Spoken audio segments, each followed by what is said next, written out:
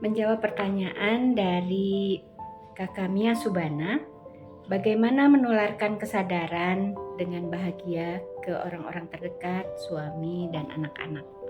Terima kasih pertanyaannya. Menularkan kesadaran itu memang nggak mudah. Jadi, kuncinya adalah kita dulu yang melakukan kesadaran. Kita dulu yang praktek berkesadaran di setiap saat. Atau kita bisa bilang mindful life. Caranya berkesadaran dalam beres-beres misalnya. Kita beres-beres, menyapu atau beres-beres tempat tidur tidak untuk beres, tidak untuk rapi. Tapi apa yang kita rapikan? Batin kita. Yang kita rapikan emosi-emosi buruk kita. Yang kita sapu adalah kemarahan kita. Yang kita sapu adalah kesedihan kita. Apa akibatnya ketika kita melakukan itu? Kita lakukan sambil tersenyum. Kita merasa bahagia.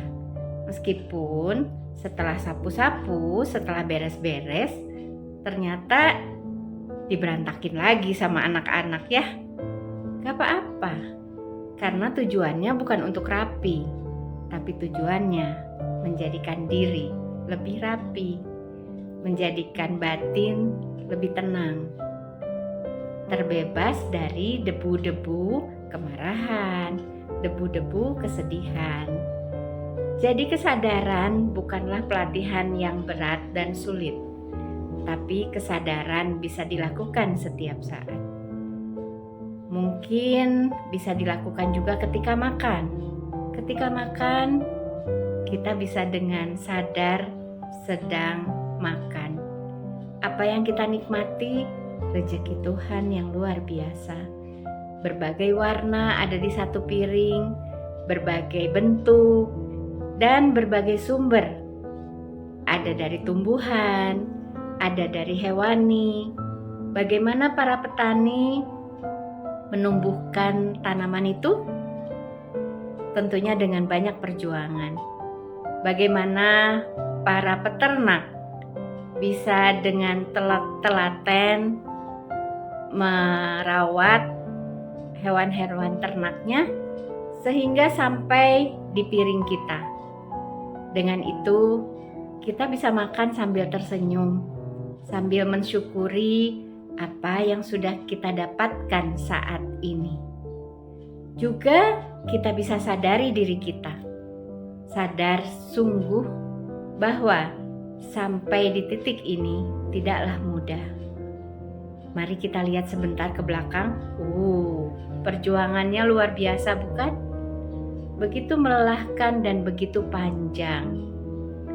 Mari kita hargai, mari kita junjung tinggi, bukan untuk menyombongkan diri, tapi self-love.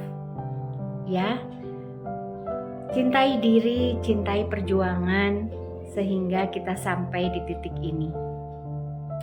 Dan kita bisa menjadi contoh pasangan kita, anak-anak kita.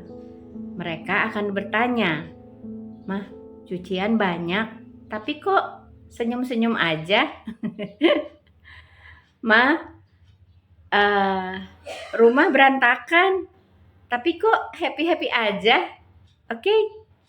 Jadi yang kita rapikan bukan sekedar keadaan rumah, yang kita kerjakan bukan sekedar cucian, tapi yang dicuci adalah batin kita.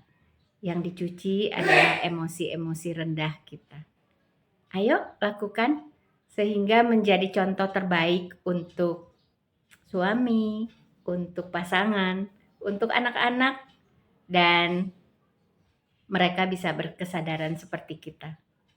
Semangat!